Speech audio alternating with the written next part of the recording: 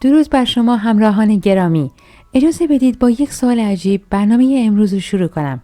چرا بعضی افراد در 75، 80 یا 85 سالگی هنوز به راحتی رانندگی میکنن، از باغچه‌شون مراقبت میکنن، خریداشون رو خودشون انجام میدن و حافظه فوق‌العاده‌ای دارن، اما عده دیگه خیلی زود استقلال خودشون رو از دست میدن؟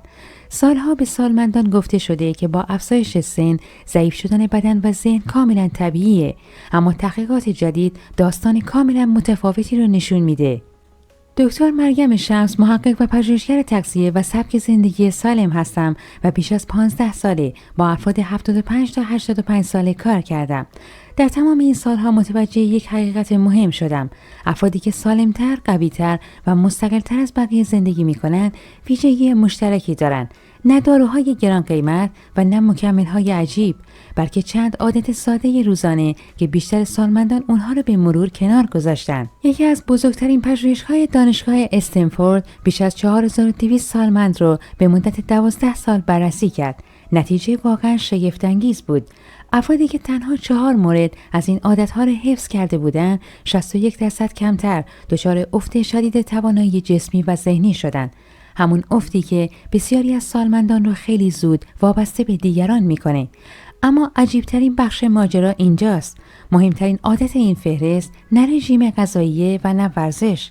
اتفاقاً بسیاری از پزشکان حتی درباره اون صحبت هم نمی‌کنن.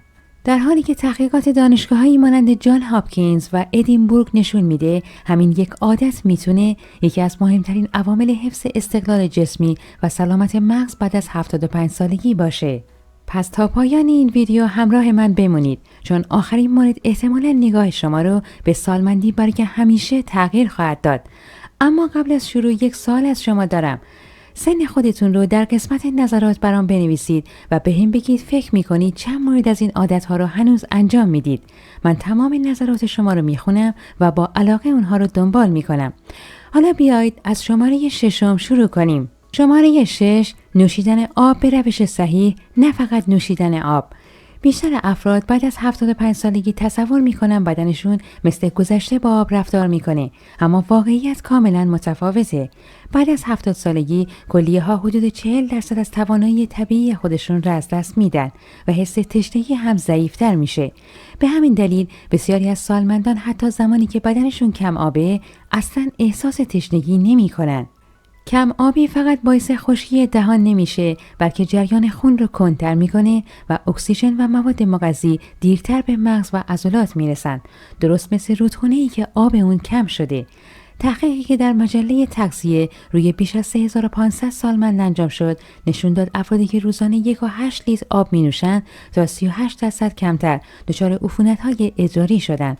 زمین خوردن اونها در اکثر موارد 29% کمتر بود و حافظه کوتاه مدت بهتری داشتند. دلیلش هم ساده است: مغز حدود 75% از آب تشکیل شده و حتی کاهش جزئی آب بدن میتونه تمرکز و حافظه رو مختل کنه. افراد سالمند موفق منتظر تشنگی نمیمونن. اونها هر روز صبح قبل از نوشیدن قهوه یا خوردن صبحانه 1 یا 2 لیوان آب می نوشن. سپس همراه هر وعده غذایی 1 لیوان کوچک آب مصرف میکنن و بعد از ظهر هم دوباره بدن خودشون رو آبرسانی میکنن.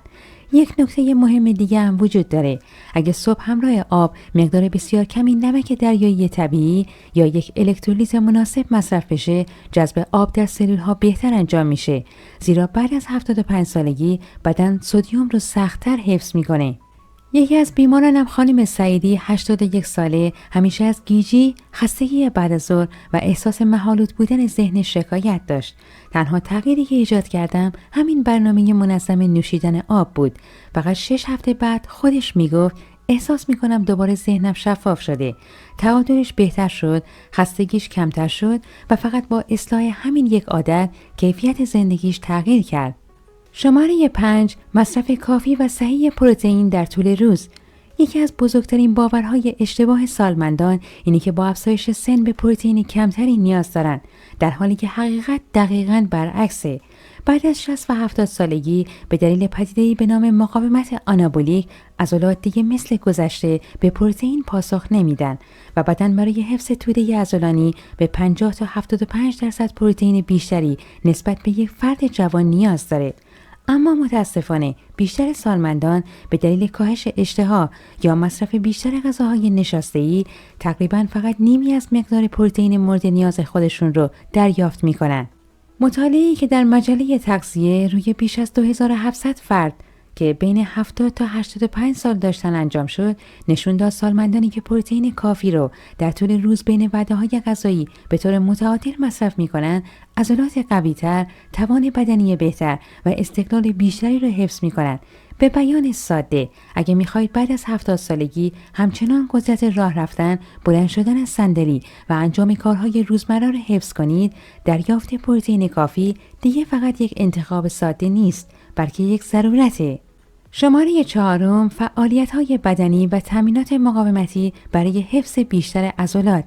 یکی از تصورات اشتباه دیگه اینه که بزرگسالان تصور میکنن برای حفظ عضلات باید حتما به باشگاه برن و وزنه‌های سنگین بلند کنن، در حالی که اصلاً چنین چیزی لازم نیست.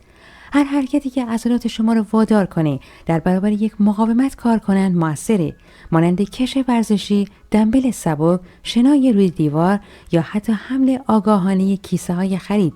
چرا این موضوع بعد از 70 سالگی اینقدر اهمیت داره؟ زیرا بدن وارد مرحله‌ای میشه که دانشمندان اون رو مقاومت آنابولیک مینامن، یعنی عضلات دیگه مثل گذشته به ورزش و پروتئین پاسخ نمیدن و برای حفظ حجم و قدرت خود به تحریک بیشتری نیاز دارن. اگه این تحریک به طور منظم انجام نشه، بدن به تدریج وارد مرحله‌ای به نام سارکوپنی میشه، همان کاهش تدریجی حجم، قدرت و عملکرد عضلات که یکی از مهمترین دلایل ناتوانی در سالمندانه. تحقیقات کلینیک مایو نشون داد سارکوپنی میتونه خطر زمین خوردن رو 47% افزایش بده. احتمال ناتوانی در انجام کارهای روزمره رو طی 5 سال آینده 53% بیشتر میکنه و حتی با کاهش طول عمر هم ارتباط مستقیم داره. اما خبر خوب اینجاست، تحقیقی در دانشگاه تافتس روی سالمندان 75 تا 85 ساله نشون داد افرادی که 2 بار در هفته تامینات مقاومتی انجام دادن، تنها بعد از 10 هفته نتایج فوق‌العاده‌ای گرفتن. اونها به طور متوسط 37% قدرت بیشتری در عضلات پا پیدا کردند، تعادلشون 28% بهتر شد و حساسیت بدنشون به انسولین هم به شکل محسوسی افزایش یافت. موضوعی که مستقیما روی انرژی، التهاب بدن و حتی عملکرد مغز اثر میذاره. نکته جالبتر این که تامینات مقاومتی فقط عضلات رو قوی‌تر نمی‌کنه. این تامین‌ها باعث بازسازی مایتوکاندریاها، یعنی نیروگاه‌های تولید انرژی سلول‌های عضلانی میشن و در واقع سیستم تولید انرژی بدن رو جوان‌تر می‌کنن. برای رسیدن به این فواید کافیه هفته 2 تا 3 جلسه، هر جلسه 20 تا 30 دقیقه روی عضلات بزرگ بدن مانند پاها، لگن و پشت تمرکز کنید. بهترین زمان انجام تمرین حداکثر 30 دقیقه پس از مصرف 25 تا 30 گرم پروتئینه، زیرا بعد از 60 سالگی فرصت عضلات برای جذب مؤثر پروتئین کوتاه‌تر میشه و زمانبندی مناسب میتونه تاثیر تمرین رو چند برابر کنه. شماره 3، خواب منظم و با کیفیت. خواب منظم مهمتر از اون چیزیه که فکرش رو میکنید. قبل از ادامه، اگه کلیپ براتون مفید بوده، حتما با دوستان خود به اشتراک بگذارید. هدف این کانال انتقال نکات علمی و کاربردیه که معمولا فرصت مطرح شدن در ویزیت‌های پزشکی رو پیدا نمی‌کنن. بیشتر افراد تصور میکنن خواب خوب یعنی فقط زود خوابیدن، اما بعد از 75 سالگی موضوع بسیار پیچیده‌تر میشه. در این 3 ساعت زیستی بدن به تدریج ضعیف میشه. مغز حدود 70% ملاتونین کمتری نسبت به 30 سالگی تولید میکنه و مدت خواب عمیق ممکنه تا 80% کاهش بیابه. در حالی که دقیقاً در همین مرحله از خواب، یعنی خواب عمیق، هورمون رشد ترشح میشه، هورمونی که برای ترمیم سلول‌ها، تقویت سیستم ایمنی و حفظ عضلات ضروری است. اما خواب نامنظم فقط باعث خستگی نمیشه.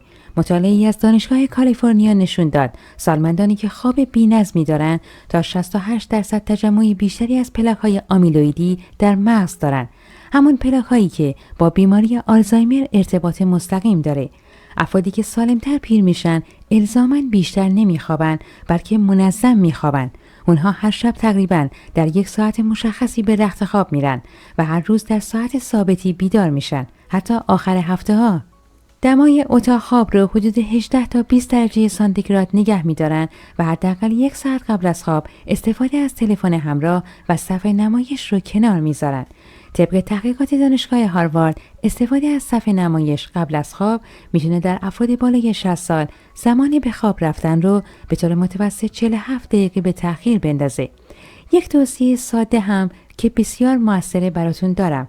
قبل از خواب 10 دقیقه تنفس آرام دیافراگمی انجام بدید.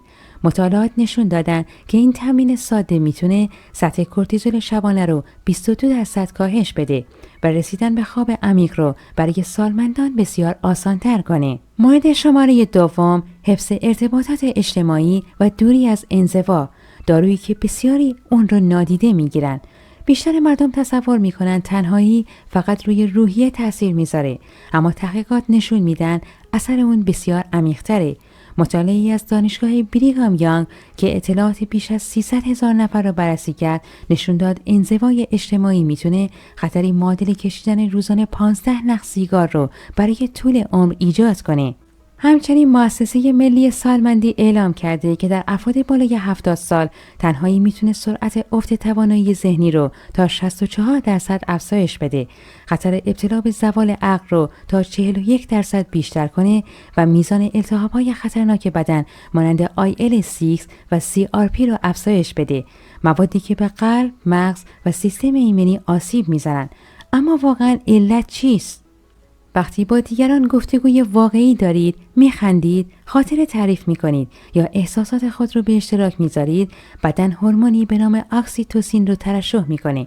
این هورمون استرس رو کاهش میده، التهابات بدن رو کم میکنه و بخش مهمی از مغز رو که مسئول حافظه، تمرکز و تصمیم گیری است رو فعال نگه میداره. به بیان ساده، ارتباط اجتماعی برای مغز همون نقشی رو داره که ورزش برای عضلات.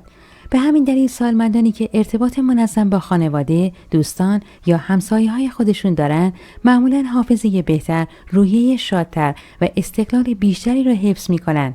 نکته مهم اینه که کیفیت ارتباط از تعداد اون مهمتره.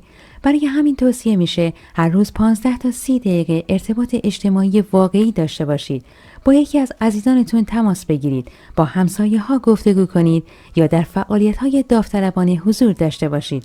و اگه بتونید این ارتباط رو همراه با پیاده‌روی آرام انجام بدید، تأثیرات اون چند برابر خواهد شد، زیرا هم مغز فعال میشه، هم قلب، عضلات و سیستم گردش جریان خون هم تقویت میشن. بر اساس تحقیقات دانشگاه بریتیش کلمبیا، وقتی ارتباطات اجتماعی با فعالیت بدنی سبک مانند پیاده‌روی ترکیب میشه، باعث افزایش ماده‌ای به نام BDNF در مغز میشه، ماده‌ای که بسیاری از متخصصان اون رو کود طبیعی سلول‌های مغزی مینامند، زیرا به حفظ حافظه، یادگیری و جوان‌ماندن مغز کمک میکنه. و اما مورد شماره اول، به چالش کشیدن روزانه مغز و یادگیری مهارت‌های جدید. میرسیم به مهمترین عادت این فهرست، عادتی که 12% سالمندان بالای 75 سال اون رو به طور منظم انجام میدن، به چالش کشیدن هر روز مغز. پژوهشگران دانشگاه جان هاپکینز اون رو یکی از موثرترین راه‌های حفظ سلامت مغز و افزایش کیفیت زندگی بدون نیاز به دارو معرفی کردند. منظور فقط حل جدول یا کتاب خوندن نیست، بلکه یادگیری یک مهارت کاملا جدیده، چیزی که مغز رو وادار میکنه از حیطه امن خودش خارج بشه، مانند یادگیری یک زبان جدید، نواختن یک ساز، نقاشی یا حتی یاد گرفتن آشپزی یک غذای جدید. بعد از 60 سالگی مغز ترجیح میده فقط از مسیرهای عصبی قدیمی استفاده کنه، زیرا این کار انرژی کمتری مصرف میکنه. اما همین موضوع به تدریج باعث کاهش ذخیره شناختی میشه، همون توانایی مغز برای مقاومت در برابر کاهش حافظه و زوال شناختی. ذخیره شناختی رو میشه به حافظه رم کامپیوتر تشبیه کرد. هرچه بیشتر باشه، مغز بهتر میتونه در برابر آسیب‌های ناشی از افزایش سن مقاومت کنه. مطالعه از دانشگاه ادینبرو که بیش از 1000 سالمند رو سالها دنبال کرد، نشون داد افرادی که روزانه حدود 30 دقیقه فعالیت ذهنی جدید انجام میدادند تا 47% کاهش کمتر حجم مغز رو در تصاویر MRI داشتند. حافظه و سرعت پردازش اطلاعاتشون بهتر حفظ شد و خطر ابتلا به زوال عقل در آنها 38% کمتر بود. بر اساس مطالعه دیگری از پروژه راش مموریان ایجینگ نشون داده سالمندانی که ذهن خودشون رو دائما با فعالیت‌های جدید درگیر می‌کنن، عملکرد مغزی اونها معادل افرادی است که حدود 10 سال جوانتر هستند. هر 3 یا 4 ماه یک مهارت جدید رو برای خودتون انتخاب کنید و روزانه 20 تا 30 دقیقه اون رو تمرین کنید. اما یادتون باشه فقط دیدن فیلم آموزشی کافی نیست. رشد واقعی مغز زمانی اتفاق میفته که خودتون دست به کار بشید، حتی اشتباه کنید و برای یادگیری تلاش کنید. دقیقاً همین تلاش‌های کوچیک مغز رو جوان، فعال و قدرتمند نگه می‌دارن. اگه میخواید مغزتون از یادگیری بیشترین سود رو ببره، مصرف اسیدهای چرب امگا 3 به ویژه DHA رو فراموش نکنید. بر اساس تحقیقات، افرادی که امگا 3 بالاتری دارن، هنگام یادگیری مهارت‌های جدید، انعطاف پذیری عصبی بیشتری از خودشون نشون میدن. شاید تصور کنید که بعد از 70 سالگی دیگه زمان تغییر گذشته، اما تحقیقات دقیقاً خلاف این رو نشون میدن. بدن و مغز انسان حتی در 80 یا 85 سالگی هم توانایی شگفت‌انگیزی برای سازگاری و پیشرفت دارند. اگه فقط این 6 عادت رو در زندگی خودتون حفظ کنید، شانس شما برای حفظ استقلال، حافظه و کیفیت زندگی به مراتب بیشتر خواهد بود.